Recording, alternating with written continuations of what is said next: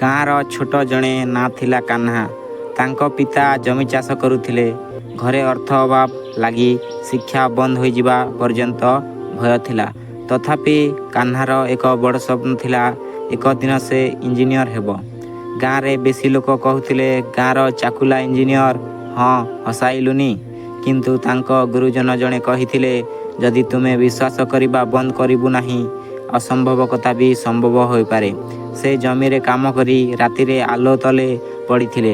ବେଳେ ବେଳେ ଭାତ ଭଲ ମିଳୁନଥିଲା, ତଥାପି ପଢ଼ିବା ବନ୍ଦ କଲେନି। ଏକ ଦିନ SSC ପରୀକ୍ଷାର ଫଳ ଆସିଲା। କାହ୍ନା ଗାଁରେ ପ୍ରଥମ ହେଲେ। ସେ ଜଣେ ଲୋକାଲ ବୃତ୍ତି ପାଇଲେ। ଗଭୀର ଶିକ୍ଷା ସହରକୁ ଚାଲିଗଲେ। ଅନେକ ବାର ବିଫଳ ହେଲେ, କିନ୍ତୁ ଅନ୍ତିମେ ସେ ଗଭୀର ପରୀକ୍ଷା ଉତ୍ତୀର୍ଣ୍ଣ ହେଲେ।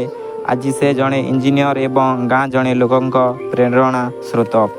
ତ ଏହି କାହାଣୀରୁ ଏହା ଶିକ୍ଷା ମିଳେ କି ସମ୍ଭାବନା ବହୁତ ଥିବା ସ୍ଥାନରେ ନୁହେଁ, ବିଶ୍ୱାସ ଓ ପରିଶ୍ରମ ଥିବା ମନରେ ଅସମ୍ଭବ କଥା ବି ସମ୍ଭବ ହୁଏ।